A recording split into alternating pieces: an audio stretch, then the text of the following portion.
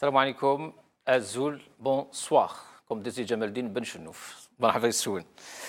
Top 3, rétro-info de la semaine. On aura donc 3 sujets, comme d'habitude. Le grand retour de Chakib Khalil, le remaniement ministériel, enfin le mini-remaniement ministériel, et enfin le front social qui est en ébullition en Algérie en ce moment.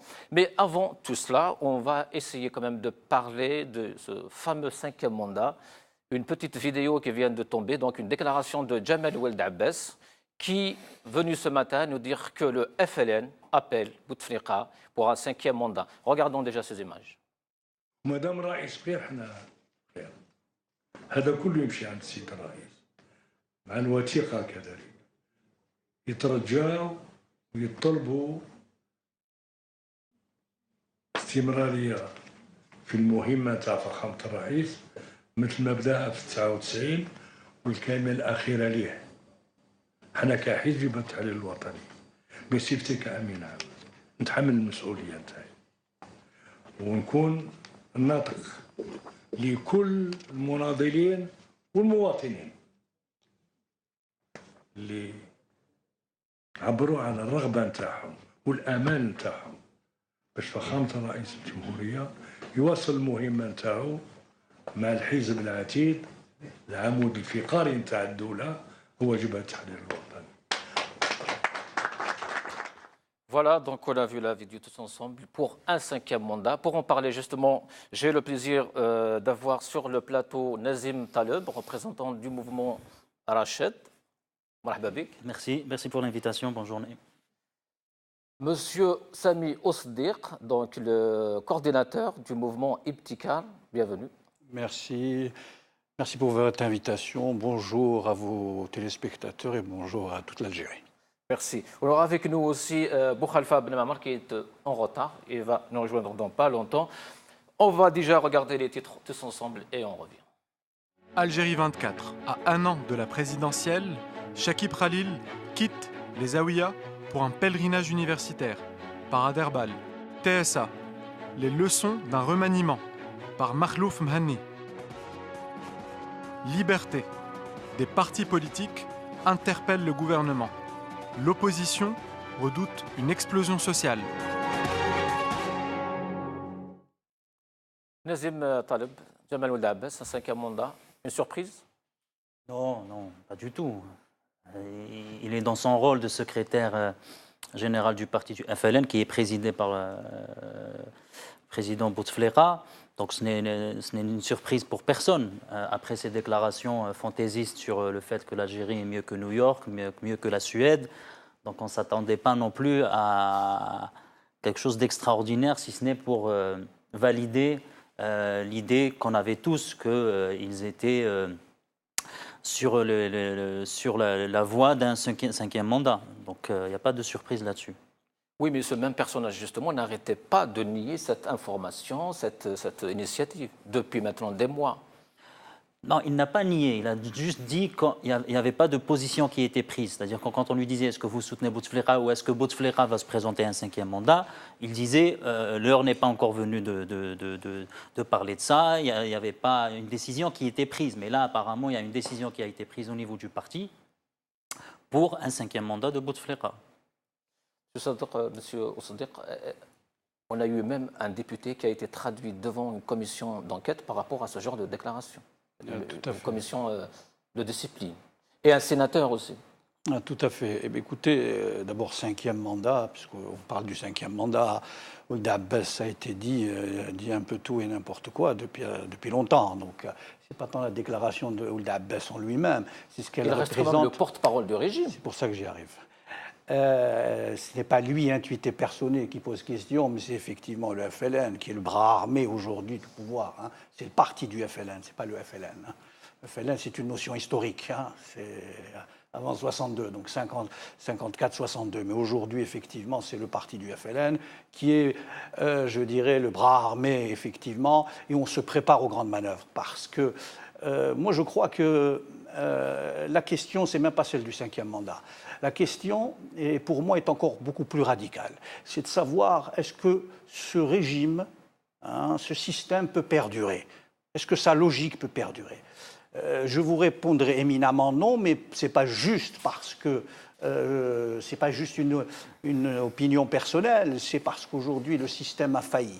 Le système a failli, c'est un système qui est totalement inefficace, c'est un système qui a perverti les valeurs de notre peuple, c'est un système qui se renouvelle à chaque fois, mais aujourd'hui on est arrivé à une étape historique où il va être extrêmement difficile de continuer. Parce que si cette logique perdure, c'est ce pays qu'on va définitivement casser. Voilà. Alors la question du 5e mandat, moi je l'entends, mais j'irai même un peu plus loin. Aujourd'hui, ce système ne peut pas se succéder à lui-même. Que ça soit le 5e mandat ou une autre alternative dans le cercle de la déraison du pouvoir. Parce que c'est un pouvoir qui est déraisonnable. Mais nous y arrivons quand même à tout petit pas. Écoutez, vous savez, en un an, la politique, c'est peu, mais c'est parfois une éternité. Si la crise s'accélère, si différentes choses arrivent, je ne dirais pas qu'ils n'essayeront pas, mais ça va être extrêmement compliqué. Non pas de mettre quelqu'un ou le président un 5e mandat, mais moi j'ai peur à notre Algérie. C'est ça mon grand problème. Nazim, un mandat de trop? On a déjà dit ça à propos du 3e, du 4e.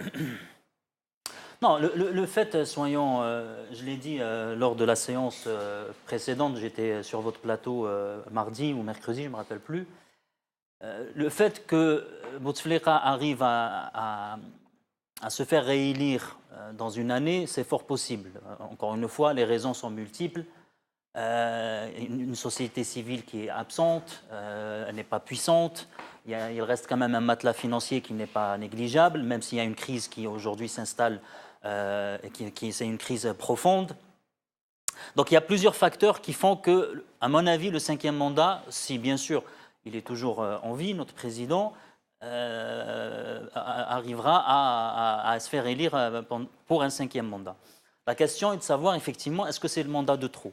Est-ce qu'effectivement, si la crise s'installe réellement, et aujourd'hui on a plusieurs facteurs, au niveau économique, vous avez une baisse de la production du pétrole en Algérie, une augmentation de la consommation intérieure des Algériens, donc vous avez un effet quand même ciseau, donc ça réduit les capacités exportatrices de l'Algérie, vous avez un pétrole qui est fluctuant, ça c'est l'aspect économique, vous avez l'aspect inflation, parce n'oublions pas qu'ils ont imprimé 20 milliards de dollars, donc ça va forcément porter l'inflation en Algérie à des niveaux records. Vous avez l'aspect culturel, donc il y a énormément d'aspects que, à mon avis, ce mandat-là, ça va être le mandat le plus difficile pour Bouteflika. Mais encore une fois, encore une fois, quand on parle de Bouteflika, c'est pas Bouteflika autant que tel, c'est la façade d'un régime qui est là depuis 62. C'est un régime militaire. C'est pour ces raisons, justement, peut-être que justement ce clan qui est au pouvoir aujourd'hui cherche à garder cet homme. Qui, pardon? Il cherche justement à garder Bouteflika au pouvoir. Non, mais le régime, pour sa survie, ils vont bien sûr garder Bouteflika, mais s'ils voient que Bouteflika ne fait plus l'affaire, ils vont ramener quelqu'un d'autre, ne vous inquiétez pas, ils ont toujours fait ça. Et donc ils vont forcément trouver un autre homme. Là, pour le moment, c'est Ouyahia qui est en train de monter, à qui on a imposé à Bouteflika Ouyahia depuis quelques années, déjà chef de cabinet, puis Premier ministre, alors que quand même Ouyahia, il faut le rappeler, il est Premier ministre depuis 1995. Donc c'est quelqu'un des services, donc il ne faut pas croire, il ne faut pas que les Algériens croient que c'est Bouteflika le tout-puissant. Il y a un régime militaire derrière qui gouverne encore en Algérie. Merci. Boukhalifa, marhaba bik, bienvenue. Excusez-moi du retard, j'étais un peu pris dans les Alors, Boukhalifa, une vidéo justement qui vient de tomber, Jamal Ould Abbas a déclaré justement que le FLN aimerait voir Bouteflika au 5e mandat. C'est-à-dire qu'on ne peut pas empêcher une personne de prendre un peu ses rêves pour une réalité, ça d'une part, et puis c'est une démarche qui consiste encore une fois à vouloir se payer la tête des Algériens. Donc le bonhomme, c'est un peu ce qu'il fait, puisqu'il agit toujours sur ordre, et c'est une façon aussi d'envoyer des balançants dans la société et voir le retour. Les observateurs, qu'ils soient avertis ou simplement ceux qui animent les cafés du commerce, s'en sont bien rendus compte. Mais la véritable, le fond du problème est toujours ailleurs, puisqu'il y a une échéance qui est inscrite dans l'agenda.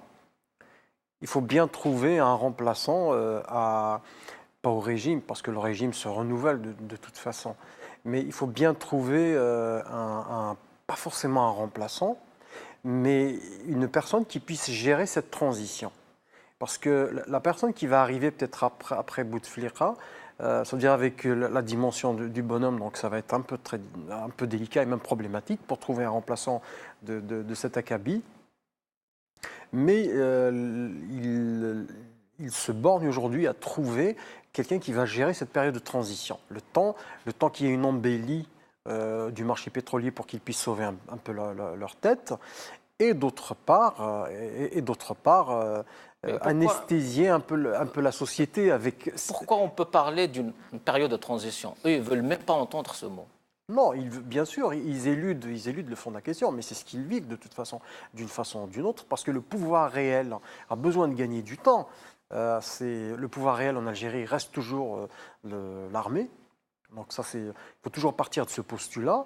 Donc aujourd'hui, même si elle ne s'affiche pas directement aux affaires, mais au travers des choix qui sont faits, et le candidat qui doit gérer aujourd'hui cette transition doit faire d'abord leur consensus, en attendant d'avoir quelqu'un sur qui ils puissent fondamentalement compter. Ce qu'il faut savoir, c'est que les candidats qui doivent faire un consensus au niveau du pouvoir réel qui est l'armée, il n'y en a pas beaucoup. Il n'y en a pas beaucoup, surtout que maintenant, la rente pétrolière a baissé, ce qui fait qu'ils se partagent forcément, entre parenthèses, vulgairement, comme on dit, le magot. Donc il n'y en a pas beaucoup, d'une part. Mais par contre, ils sont conscients qu'ils sont dans une galère, donc ils veulent bien que cette galère puisse les faire arriver à bon port. Et je pense qu'il y aura un candidat de transition, mais pas un remplaçant de Bouteflika. Merci. Monsieur Sdir, Bouteflika candidat, Bouteflika président ou pas? Je ne peux pas vous le dire, je ne vous répondrai pas ainsi. Encore une fois, j'atteste qu'effectivement, la candidature de Bouteflika est nécessaire pour la survie du système. Le personnel politique s'est réduit, il est usé. Trouver un successeur, ça a été dit, c'est compliqué parce qu'il n'y aura pas de successeur au sens premier du terme, il y aura quelqu'un d'autre. Donc le système, on le sait, son grand souci, c'est de perdurer. C'est de durer encore et encore. Donc, est-ce qu'il y aura Bouteflika ou non? Je ne sais pas. Mais pour moi, encore une fois, je vais répéter ce que je vous ai dit. Pour moi, ce n'est même pas la question de Bouteflika. Ce système-là, aujourd'hui, dans sa logique profonde, c'est un système qui a muté à chaque fois. À chaque période historique, il a muté. Il a su, à chaque fois, concentrer dans ses mains des ressources symboliques, financières et autres, et équilibrer ces ressources quand il y en avait une qui baisse. Et aujourd'hui, toutes les ressources sont en baisse. Ça a été dit, mais c'est encore pire que ça. Parce que ce qu'on ne dit pas, c'est qu'à partir de 2025, compte tenu de l'augmentation de plus de 13% de la consommation de gaz, l'Algérie va devenir un importateur d'hydrocarbures. Les niveaux des réserves, elles baissent au rythme de 25 milliards. Alors les chiffres absolus ne veulent rien dire. Il y a 100 milliards. D'abord, il n'y en a plus. Il y a moins de 100 milliards, il y a 92. Et à ce rythme-là, c'est 3 ans, c'est 4 ans. Parce que, encore une fois, je vais vous parler de logique du système. Et là, je vais faire une digression sur l'économie. Qu'est-ce qu'on regarde, nous? Tous les Algériens sont rivés sur le cours du pétrole. Absolument. Et du gaz, données que nous ne maîtrisons pas. De l'autre côté, le budget de l'État, les dépenses, personne n'arrive à les maîtriser. Au lieu de maîtriser ce que nous pouvons, ce que nous dépensons, on essaye de voir ce qui monte. Or, ça a été dit, le pétrole, compte tenu de la condition du marché, et surtout le gaz, puisque nous sommes un pays exportateur de gaz GNL, aujourd'hui, dans ce marché-là, les prix vont baisser, la production annuelle baisse de pétrole et de gaz. Historiquement, ce qu'on appelle le peak oil, c'est le moment où la production est la plus haute. Ça fait 6 ans, 7 ans que ça atteint. Ça veut dire qu'aujourd'hui, il n'y a pas ce qu'on vous vend, il n'y a pas de grande découverte de gaz naturel. Et je vous parlerai... Pourquoi le pouvoir algérien n'a plus ce genre de discours? Pourquoi le gouvernement? Quel discours? Ce discours de chiffres, de données. Le peuple algérien aujourd'hui est perdu par rapport à toutes ces données. D'abord, ces données-là, moi ce que je dis, la première condition, si un jour nous arrivons au pouvoir, c'est de remettre à plat tous les chiffres. Il faut faire un audit général des chiffres et de tous les rouages. Parce qu'aujourd'hui, ce que je vous dis, c'est parce qu'on a des sources extérieures qui peuvent avérer voir cela. C'est comme le budget militaire, on le voit très bien avec ce qu'on appelle le CIPRI. Le CIPRI, c'est une agence à Londres qui regarde tous les budgets militaires du monde. Donc on regarde à côté. Aujourd'hui, c'est compliqué de dire les choses dans le détail. Et le gouvernement aujourd'hui, il s'en fout, passez-moi cette expression des chiffres, il ne veut que durer. Il essaye de vendre du rêve à crédit aux Algériens. Merci. Nazim, on a bien entendu Bouteflika ou Yahya plusieurs fois dire que, en tout cas, les experts n'ont rien à faire et donnent que juste des chiffres comme ça. Pardon ? Un gouvernement Oui. qui n'entend pas les experts en Algérie. Ils ne veulent pas justement écouter ce genre de chiffres, ce genre de discours. Pourquoi? Pourquoi cette fuite? Bon, il y a plusieurs raisons. Il faut dire que le régime, il n'a pas changé de politique depuis... Oui, il y a les appels Farine Shrol, les gens qui parlent de chiffres, qui parlent... Non, eux, dans leur fort intérieur, savent que les choses vont aller de plus en plus mal pour eux. Sauf que pour sauver la face, ils ne peuvent pas dire aux Algériens, aujourd'hui, vous avez, encore une fois, comme on l'a dit, une baisse de la production. On a atteint notre pic en 2008. Depuis 10 ans, ça baisse. Il y a eu une petite remontée, mais le problème, c'est que cette remontée a été faite au détriment de la viabilité des puits. Aujourd'hui, par exemple, je vous donne un exemple, il y a eu 50 millions de mètres cubes de gaz qui ont été réinjectés dans les puits. Pourquoi? Parce que, qui devaient être réinjectés dans les puits pour maintenir la pression dans les puits pour que le pétrole remonte.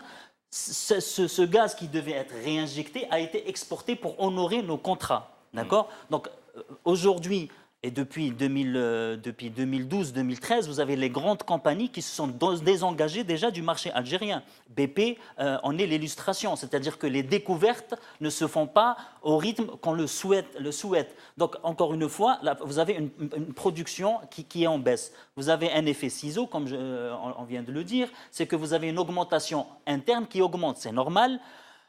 Vous avez une démographie galopante. Vous avez une mauvaise stratégie dès le départ, c'est-à-dire qu'on a construit des maisons sans tenir compte de leur aspect écologique, environnemental, de l'isolation. C'est-à-dire qu'on pouvait déjà, juste sur la partie de la consommation des ménages, alors quand je parle des ménages, c'est les ménages, les particuliers, on pouvait économiser de 30 à 50% de notre économie. Donc forcément, ces chiffres-là ne peuvent pas être présentés par les responsables, parce que c'est donner un tableau noir qui va forcément précipiter leur chute. Et donc forcément, on est dans des déclarations de diversion où on est mieux que les États-Unis, on est mieux que la Suède, mais en réalité, l'Algérien lambda, il n'a pas besoin d'experts économiques pour savoir que le taux de chômage n'est pas de 11%, mais il est de 25 à 30%.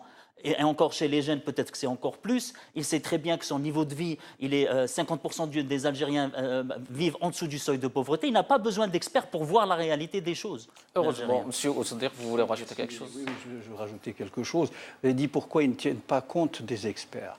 Mais la question n'est même pas là, c'est Gasmi. Si à la limite, ils tenaient compte de la politique.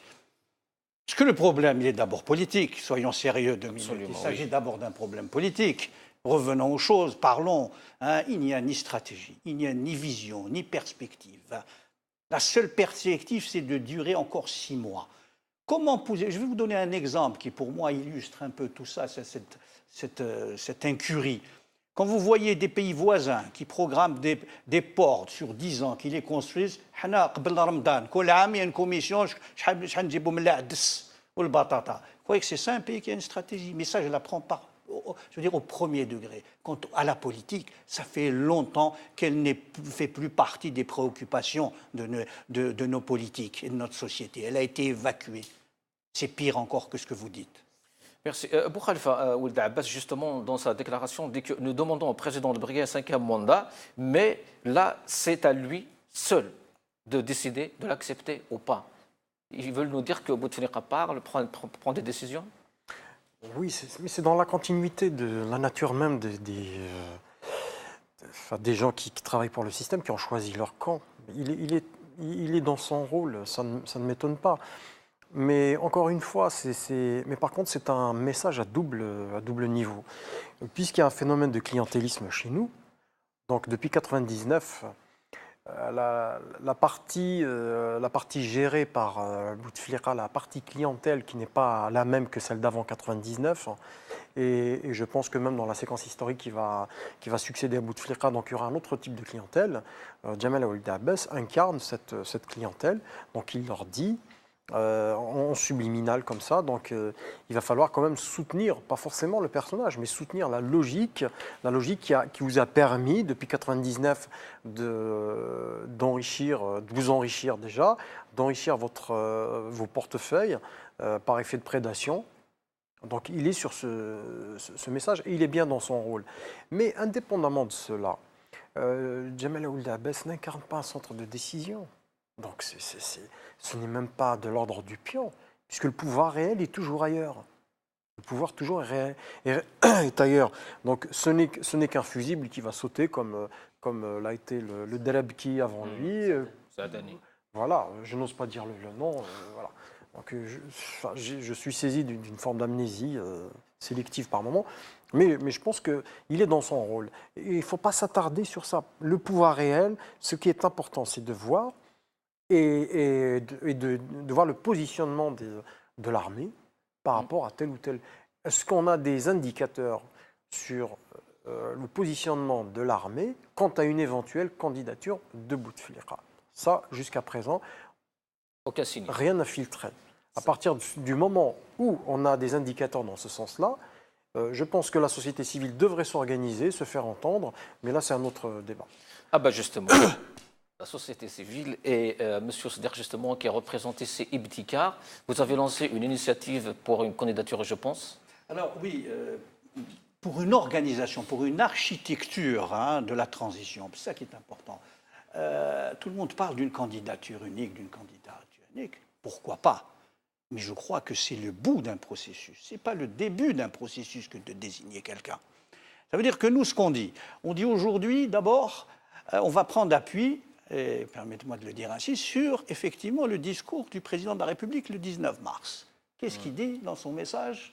Il dit il faut qu'il y ait la concurrence des programmes, il faut que nous continuions dans la politique, plutôt dans la culture des droits de l'homme et autres. Eh bien, c'est bien la parole du président de la République, nous sommes tous d'accord, nous avons tous lu ce message, oui. Même si on ne l'a pas entendu. Là où, il a vraiment avoué qu'il y a eu une crise aussi. D'accord, alors, écoutez, mais moi je prends au mot ces paroles-là, que dès demain, on laisse l'activité politique, l'activité associative se développer, puisque le président, le 19 mars, l'a demandé. Eh bien, on le demande avec lui. Donc, qu'on soit bien clair, ça, c'est déjà le prémisse. La course au pouvoir. Totalement. Moi, je crois qu'il y a deux conditions sur lesquelles l'opposition, et je reviendrai sur le terme d'opposition, il y a deux conditions sur lesquelles l'opposition doit continuer à tous les jours à poser, sa patte. Un, la commission de préparation, d'organisation, de gestion des élections. Non pas l'ersatz qui a été créé la dernière fois. C'est une condition sine qua non, mais c'est loin d'être la première. La première, c'est de s'arc-bouter sur ce qui a été dit et dire « nous voulons maintenant une vie démocratique ». Alors, bien évidemment, comme dirait l'autre, ça n'engage que ceux à qui on envoie la promesse. Alors nous, ce qu'on dit par rapport à ça, on dit d'abord il faut définir ce qu'est l'opposition. L'opposition, aujourd'hui, elle ne peut pas être que ces partis qui sont exsangues, qui malheureusement sont brimés dans leur vie politique. Les Algériens se méfient des partis. Il faut faire de la politique autrement. Ça veut dire qu'aujourd'hui, si on veut être dans cette opposition, il faut que ce soit la société civile, qui est encore en phase de construction, donc la question n'est pas celle-ci, et la société politique. Aujourd'hui, le monde politique est bien loin du citoyen. Les citoyens se manquent. Donc il faut construire déjà cela. Deuxièmement, ce qui nous paraît totalement important, c'est d'abord se réunir, discuter sur un pacte de transition. Que les acteurs principaux se réunissent, non pas, excusez-moi, sur les plateaux ou sur les scènes, mais loin des médias. Il faut faire ce travail-là. C'est le travail le plus ingrat, parce qu'il n'y a ni flash ni caméra. Et à partir de là, on peut avoir une feuille de route qui, d'une certaine façon, lie les acteurs, une feuille de route qui sera constituée de mesures à court terme, parce que la crise est là. Il faut installer aussi, proposer autre chose et, bien évidemment, commencer à parler des mesures, je dirais, des mesures structurelles. Mais qu'on soit bien clair, après cela, quand cela est fait, là, un candidat peut surgir. De mon point de vue, de ce que j'appelle la période transitionnelle, celle qui va arriver après, Ça ne peut pas être un homme qui représente un parti, soyons sérieux, qui va dire nous allons tous sous la casquette du parti Flan ou la Fultan. Il faut, pour une période transitoire, sur laquelle il y a accord, prendre quelqu'un qui soit au-dessus au-delà des partis, pas au-dessus, mais au-delà des partis, qui réunissent des conditions de probité, d'honnêteté, d'expérience et de vision. À partir de là, il y a le gouvernement qui est constitué avec, je dirais, le chef. Là, on prendra un chef du gouvernement et non pas un Premier ministre. La notion est importante. Et là, de cela, ce gouvernement qui sera choisi, qui sera coopté par les membres du pacte, lui sera amené pendant 2 ans et demi, 3 ans, c'est à discuter, à mettre des conditions minimales pour le retour d'une vie démocratique. Parce que les élections, il faut sortir de ça. Les élections, lorsqu'on met son bulletin, c'est le dernier acte démocratique d'un long processus. Ça ne peut pas être le début. Donc 2-3 ans pour cela, et après, passons, je dirais, à des élections libres avec tous les partis. Merci. Nazim Taleb, applicable comme initiative? Bien sûr, pourquoi pas, bien sûr. Est-ce que le pouvoir va laisser faire tout ça, descendre dans la rue? Le pouvoir, il ne va pas vous laisser. C'est à vous, autant que structure, alors quand je parle de structure, c'est-à-dire plusieurs acteurs politiques, à imposer un agenda au gouvernement. Le gouvernement, bien sûr, si vous l'entendez, vous ne ferez rien.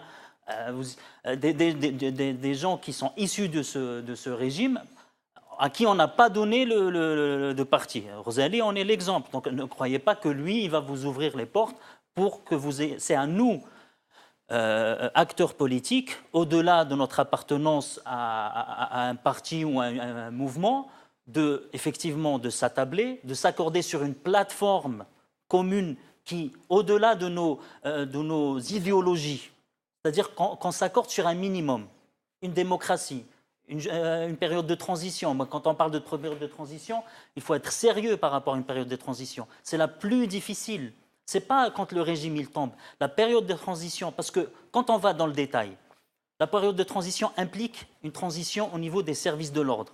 Comment, avec 600 000 soldats sur le terrain, comment vous allez leur dire retourner à la caserne et professionnaliser ces 600 000? Il faut avoir une transition au niveau de la justice, une transition au niveau de la mémoire et de la justice, vérité et mémoire par rapport à ce qui s'est passé en Algérie. Ça, c'est un élément fondamental. Oui. Donc, il y a aussi la multiplicité de l'Algérie dans sa profondeur ou bien même dans sa composante. Vous avez les Kabyles, les Chaouis, etc.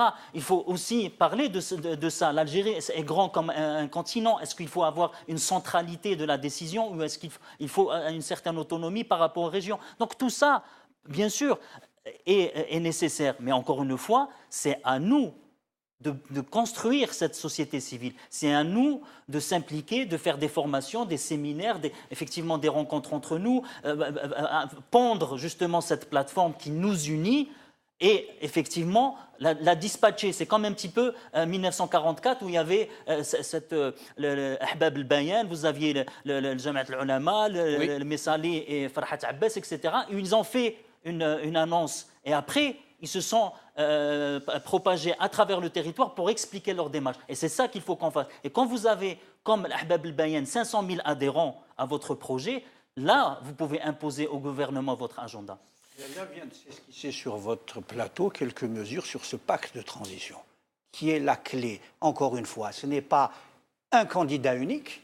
La question, ce n'est pas celle-ci aujourd'hui, c'est celle d'un pacte autour de mesures qui nous fédèrent. Parce que juste un point, s'il y a un point, et je rejoins ce qui a été dit, nous sommes, nous, Algériens, condamnés à vivre ensemble. Très bien. Pour le meilleur ou pour le pire, et j'espère pour le meilleur.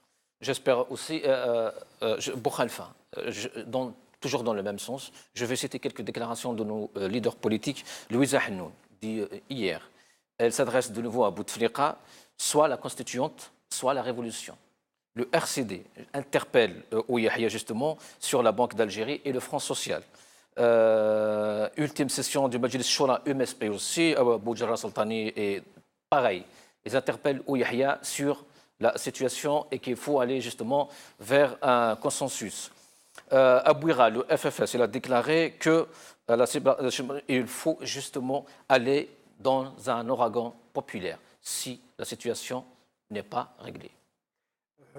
Moi, à titre personnel, je me suis toujours méfié des slogans.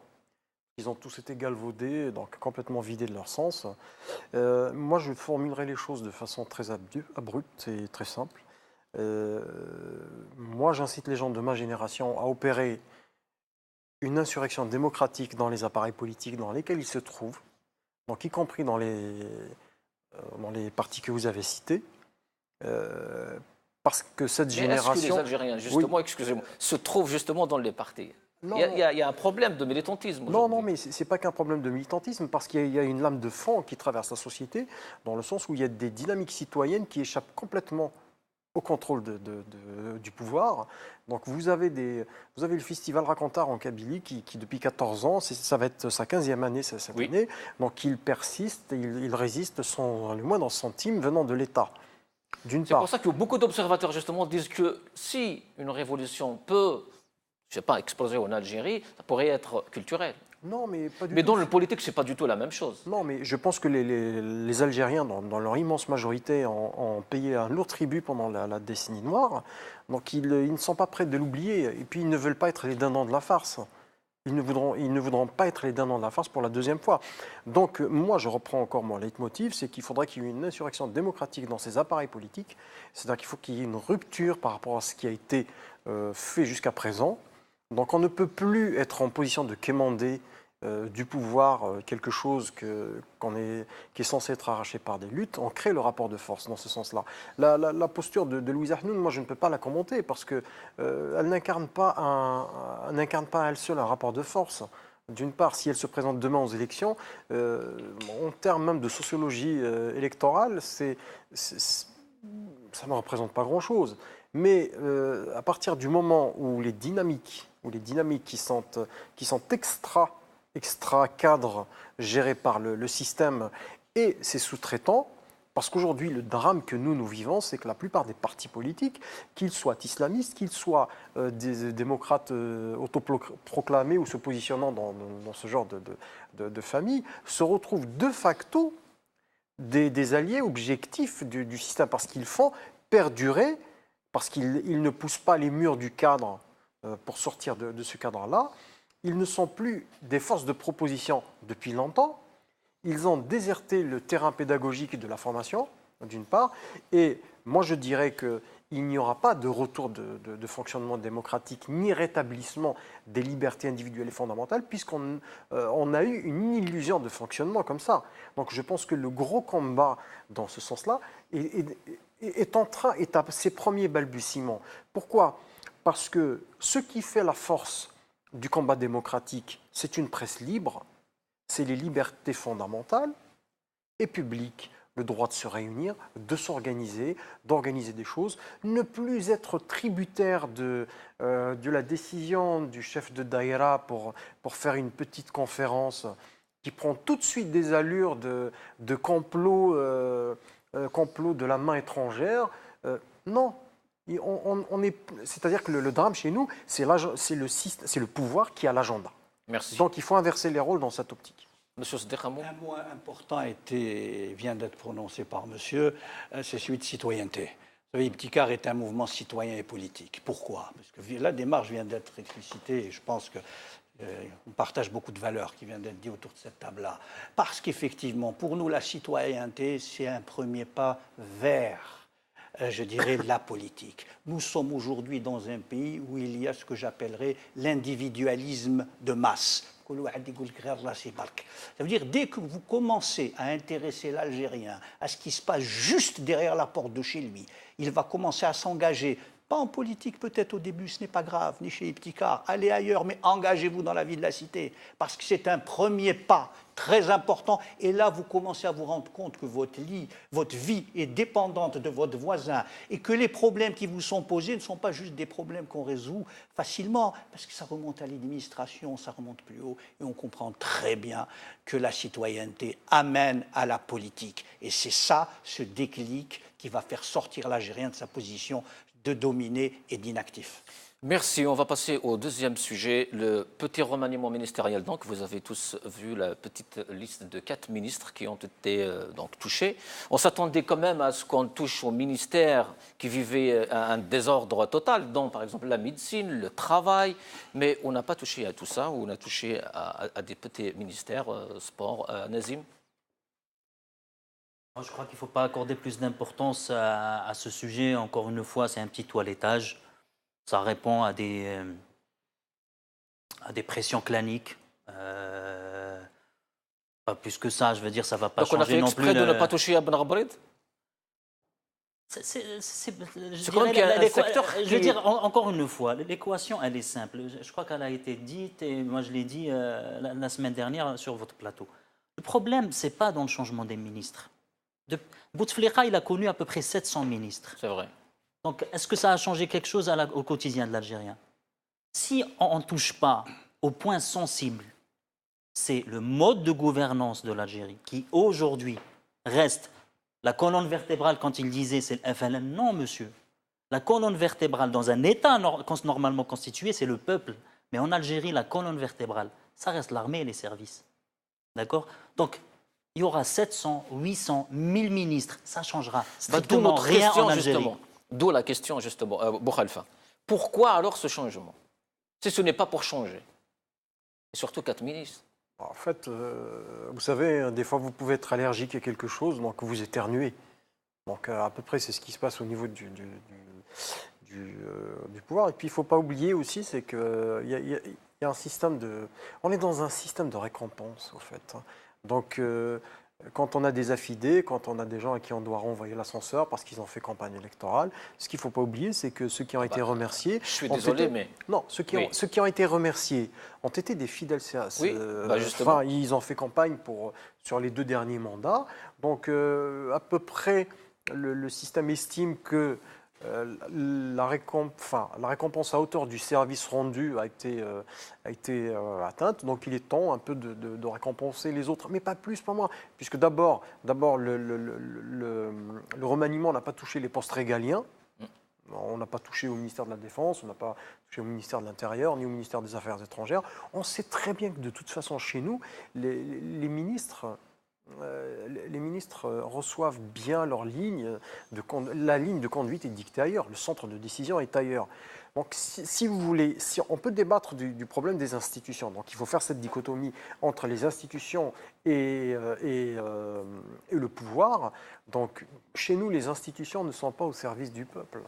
Et les institutions chez nous, malheureusement, sont un héritage d'un système qui a été créé en 62 et dans la philosophie et quand même vient du premier coup d'État qui s'est fait en 57 par la liquidation d'Aben. Donc les militaires, bon, pour schématiser, pour être un peu caricatural, ont pris le pouvoir et depuis cette période, ça n'a pas changé. Donc les civils sont là comme paravent, comme fusibles accessoirement, c'est tout. Donc la vitrine, c'est ce qu'on appelle du revamping. Quand vous avez une vieille boutique et que vous avez envie de la revendre, vous faites un petit lifting et puis vous la remettez un peu en selle. Oui, mais si on parle par exemple de Khawa, beaucoup disent justement, est-ce qu'il a payé sans faute de diplôme ou alors c'est le contraire, il a été remercié, félicité justement, parce qu'il est envoyé dans un autre poste. Non, mais le problème de la véracité des diplômes en Algérie est un problème aussi vieux que le monde. Ça a toujours existé. Et c'est-à-dire qu'il ne faut pas, quand même dire que le système se découvre une certaine vision de la vertu. Non, on est très loin de là. Mais tout simplement, c'est qu'il y a des petits rééquilibrages, mais on est toujours dans cet esprit clientéliste, hein, tout simplement. Hein. Parce qu'il y a des petits rapports de force en ce moment, ce serait bien de mettre un tel à la tête de ce ministère. Mais le problème, c'est que dans un ministère, donc on change le chef de cabinet, puis tout ce qu'il y a aux alentours, il y a des nominations qui vont suivre sur le terrain. On est toujours dans ce rapport clientéliste. Voilà. Et ça ne changera pas. Je pense que ce qui est important, c'est que les ministères régaliens n'ont pas été touchés. Pas du tout. Voilà. Monsieur Sdiq, justement, Mahjoub Bedda a été déjà viré par Ouyahia en 2014. Je pense qu'il revient par Ouyahia. Et alors Et alors? Est-ce que c'est normal? Non, non, mais je vais, non, mais Pourquoi on le j'entends vire? votre question. Non, J'entends Beda, votre il a été question. viré Si, on y a rien. c'était le ministre de... Ah oui, c'est vrai. Il Oui, était c'est ministre pas de rien. Tebboune et après il a été Voilà. viré. Ah ouais. Écoutez, vous essayez de me faire faire, mais je vous le dis en souriant, bien sûr, vous essayez de me faire un exercice qui n'est pas le mien. Je ne suis pas commentateur politique, je suis acteur politique. Il suffit que les acteurs politiques commentent la vie du palais. Mais je vais vous répondre quand même. Hein. C'était juste pour Merci. dire quelque chose qui est très important. Hein. Je crois que l'ADN du système, l'ADN de la matrice ne changera pas, même si vous changez les ministres régaliens. Rien ne bougera. Encore une fois, soyons sérieux. C'est pour ça que je parlais, je dirais, de la logique du système, de l'ADN du système. Tout ça, ça a été décrit. Il y a un système qui fait qu'effectivement, on rétribue ceux qui ont servi, mais on les laisse à la lisière du système. Et quand Mais on en a c'est- besoin, on les rappelle. Mais c'est pour ça qu'on se pose la question, M. Ousler, justement. Je vous On le comprends. sait tous Non, que moi, je rien vous- ne va changer. Alors pourquoi ce remaniement de 4 ministres? Mais parce qu'il correspond de mon point de vue. Mais encore une fois, là, je vais commenter, c'est des conjectures, c'est un système totalement opaque. Soyons sérieux, c'est 4 personnes qu'on change. On change sur un terrain. Il doit y avoir de la rétribution, il doit y avoir ici ou là des rééquilibrages à la marge qui se font entre les uns et les autres. Mais moi, aujourd'hui, sur votre plateau, je vous dis, passez-moi cette expression, je m'en fous. Moi, ce qui m'intéresse, c'est aujourd'hui, demain, comment construire une alternative, comment créer les conditions du changement et comment conduire ce changement. C'est compliqué, ça a été dit ici et là. Mais je reprends, si nous voulons construire véritablement un rapport de force, nous perdons tous les jours un jour. Et tout cela avance. Parce que 2019, effectivement, est un premier objectif, mais ce n'est pas le seul. Parce que après, le lendemain, the day after, comme disent les Britanniques, qu'est-ce qu'on va faire de cette Algérie-là si nous, ces enfants-là, nous ne nous organisons pas dès maintenant? C'est ça, le Beit el-Qassetan. Merci. Nazim, on passe à un autre sujet, le grand retour de Chakib Khalil. Donc, il a été aux États-Unis, reçu à l'aéroport à Oran par le Walid Oran et vient de faire une série de visites de villes à l'intérieur du pays. Beaucoup de villes, justement. Je cite Tlemcen, Sidi Bel Abbas, Ain Temouchen, Tsaïda, Maaskar, Djelfa, Rouat, Msila. Aucune grande ville, aucune ville en Kabylie. Pourquoi? Et c'est quoi ce retour? Je crois que finalement la question elle diffère, mais le fond reste le même. Moi, ma réponse ne va pas différer de ce que j'ai dit. Franchement, c'est pour amuser la galerie, pour faire diversion. Mais le problème, c'est que, bon, au-delà du fait que ce qui a été dit, bon, on ne va pas le répéter, on a dit que la colonne vertébrale, c'est l'armée. On va faire un toilettage ministériel pour amuser la galerie, pour faire diversion. On va ramener Chakib Khalil qui est soupçonné d'avoir détourné 200 millions au titre des commissions avec la société Saipem quand il était ministre des affaires, Des mines. de l'énergie. L'énergie, ouais. Mais le problème, c'est que là, on voit qu'il n'y a pas de clarté, je dirais, dans ce régime-là. Parce que, d'accord, la personne est condamnée.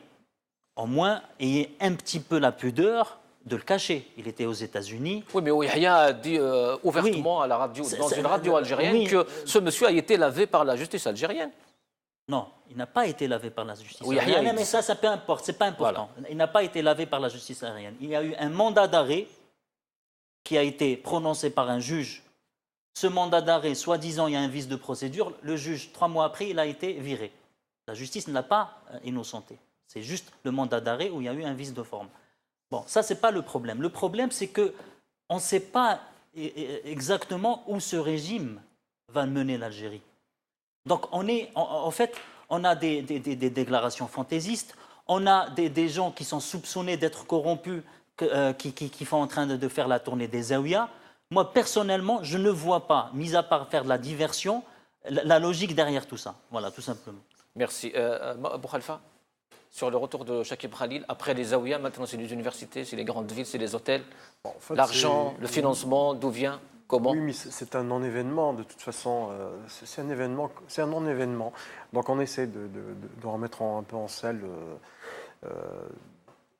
un individu qui incarne aussi, qui incarne ce que la dimension la plus abjecte du système chez nous, c'est-à-dire je vous vole, mais les yeux dans les yeux, et je vous dis que j'ai ma main dans votre poche, et je vous dis ce n'est pas moi, alors que vous le voyez.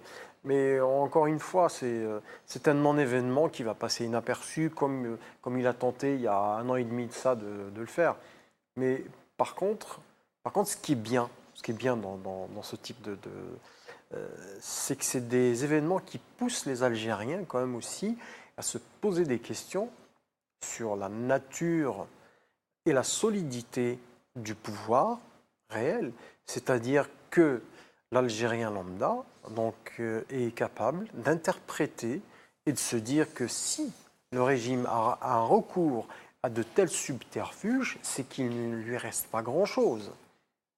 C'est-à-dire qu'à partir du moment où le pouvoir commence à faire feu de tout bois, c'est-à-dire en essayant de remettre en selle des individus qui ont été quand même, qui n'ont aucune crédibilité, et quand on voit que le train de vie du bonhomme est passé au crible dans les réseaux sociaux, indépendamment de son inscription dans la matrice réelle du pouvoir, c'est un non-événement, mais ça pousse aussi les Algériens à se dire, de toute façon, ils n'ont plus de candidats, ce régime est aux abois. S'ils ont Bouteflika pour un 5e mandat. Monsieur Siddiq. Oui, écoutez, moi je pense que on va convoquer l'histoire de l'Algérie.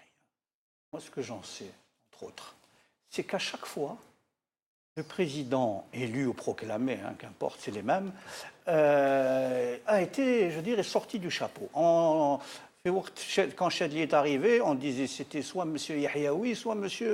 Bouteflika. Qui attendait Kafi, qui attendait le tour du magicien. Ils sont allés chercher quelqu'un qui était à la retraite, c'est Boudiaf Allah Rahmou. On l'a sacrifié pour que le système continue. Donc, de mon point de vue, tout ce qui est organisé est une vaste mascarade, fumisterie. C'est pour amuser le chaland. Comme ça, demain, si vous voulez, on dira, on va encore nous sortir quelqu'un. Ça permet de canaliser les discussions sur quelque chose qui n'existera pas. Qui n'existera pas. Alors on peut lui faire toutes les tournées quasi présidentielles. C'est comme la tournée d'un cirque. Voilà. Alhamdoulilah, on a eu une information de Siddiq finalement. Nazim, on va passer au Front social, les médecins résidents donc qui décident de continuer leur grève. Le CNAPES, pareil, boycott des examens aussi. Amont. Là, on passe plus ou moins à un sujet un peu plus sérieux et concret. Ben oui, parce que déjà, au nom du mouvement Rached, je leur rends hommage quand même. Ils sont d'un courage extrême puisqu'ils ont raté quand même 2 fois leur. Ils ont raté, ils ont boycotté deux examens de résidanat. Donc c'est quand même leur avenir qu'ils mettent entre parenthèses pour avoir raison par rapport à leurs revendications. Donc, hommage à ce courage-là. Hommage à ces Algériens qui ont ce courage et de démontrer par des moyens non violents, encore une fois, qu'on peut pousser la tutelle à faire marche arrière, comme par exemple la grève des enseignants. Donc, j'espère qu'on va continuer sur cette lancée. Le chemin est très long pour effectivement constituer encore une société civile qui est solide, mais c'est tout à fait normal parce qu'on sort quand même de pas mal d'années de terreur, de travail de sable de la société civile. Ça se construit petit à petit et donc franchement, moi ça me rend en tout cas fier qu'en Algérie on n'a pas que des médiocres, mais plutôt des gens courageux qui sont combatifs et qui veulent vraiment obtenir leurs droits. Voilà. Merci. Abou Khalifa, pourquoi le régime justement continue dans cet entêtement? Pourquoi il ne veut pas négocier? Pourquoi il ne veut pas résoudre ce problème? En fait, le pouvoir réagit de façon réflexe quand il y a une dynamique qui commence à lui échapper. À partir du moment où vous faites ce que vous voulez dans un cadre qu'il a prédéfini dès le départ, c'est-à-dire que la contestation est tout sauf organisée par le système. Donc à partir du moment où elle commence à lui échapper, ça c'est très important, donc il réagit violemment, c'est ce qui s'est fait. Et puis d'un autre côté, il y a des moments où il peut se contenir mais on voit la nature réelle du pouvoir. Pourquoi ils n'ont pas créé une troisième fois comme d'habitude? Non, en fait, on voit la nature réelle du pouvoir qui s'affiche. Parce que quand vous matraquez vous imaginez l'image quand on matraque des médecins. Vous matraquez des médecins, ce qui est quand même extrêmement violent comme image. C'est-à-dire que c'est machiavélique comme procédé, parce qu'il y a un message derrière. Parce que le pouvoir est en train de dire indirectement aux autres, vous voyez, Qarien, vous voyez comment je peux les matraquer. Et puis les gens de conditions modestes, qui sont dans le peu de tissu industriel demain, ne vous avisez pas de vous mettre en grève comme ceci, ou de vouloir créer ne serait-ce que un mouvement de contestation de cette nature. Vous voyez comment le système il peut réagir. Donc la lecture est double une fois. Donc c'est vrai que cette tranche de la société, les médecins ou les résidents ont toujours été à la pointe parce que c'est quand même politique. Ce n'est pas que des luttes syndicales, parce que là, il y a quand même quelque chose de politique, puisque dans la plateforme de revendication, vous allez voir quand même des revendications qui ont un caractère politique. J'invite juste les gens à la relire, à refaire une double lecture, et vous allez y voir des choses qui sont très, très importantes. Identique la même chose pour les enseignants. Hein. Merci Boukhalifa. Monsieur Osdir, est-ce que le régime est prêt au piège? S'il cède aux revendications des enseignants et des médecins, beaucoup d'autres corporations peut-être peuvent descendre dans la rue? Bien évidemment, c'est pour ça qu'il a tracé une ligne rouge. Et cette ligne rouge, elle a été faite avec le sang des médecins. N'oubliez jamais cela. Et juste encore un dernier point, ça pose peut-être un autre éclairage complémentaire, ça pose la question des services publics.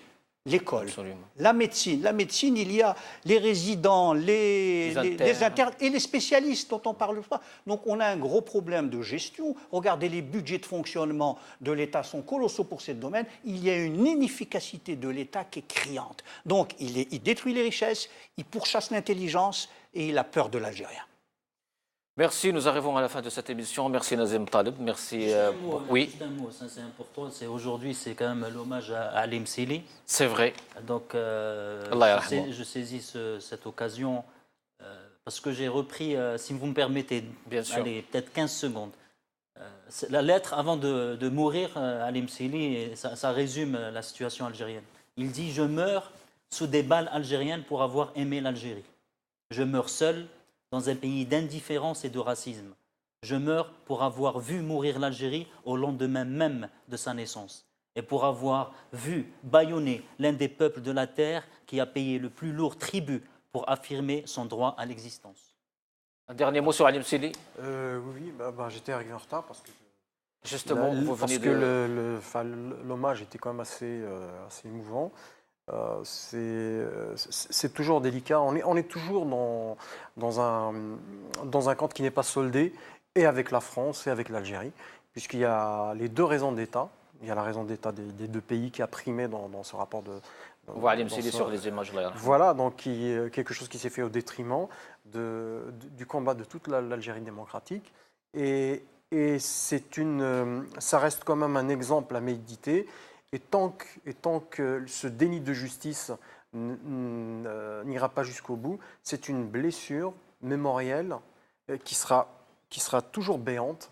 Et je pense que c'est un préalable pour que l'Algérie de demain se reconstruise et avoir un partenariat de vis-à-vis avec la France. Merci Boukhalifa. Je vais être très bref. Mémoire et fidélité à la pensée aux actes d'Ali Msili. Pour cela, engagez-vous tous pour que cette Algérie soit la nôtre, celle de demain. Merci. Atakom Saha, merci Nazim Taleb, merci Boukhalifa Ben Mamar, merci Monsieur Osdir. Nous arrivons à la fin de cette émission. Atakom Saha, merci, à très bientôt, Inch'Allah.